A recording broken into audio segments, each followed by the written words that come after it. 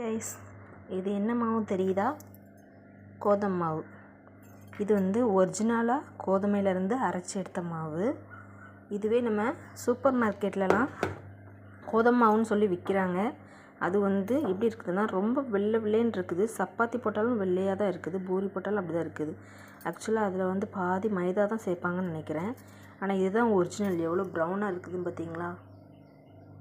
இதுதான் ஒரிஜினல் மாவு.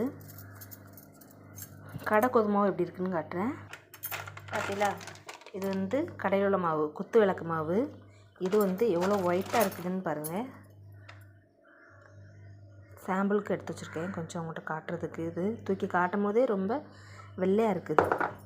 ஆனால் ஒரிஜினல் கோதுமை மாவு பாருங்கள் எவ்வளோ ப்ரௌனாக இருக்குதுன்ட்டு. ரெண்டுத்துக்கும் நிறையவே டிஃப்ரென்ஸ் இருக்குது. ஓகே கைஸ், உங்களுக்கு எது ஒரிஜினல் மாவுன்னு தெரிஞ்சால் கமெண்ட்டில் சொல்லுங்கள்.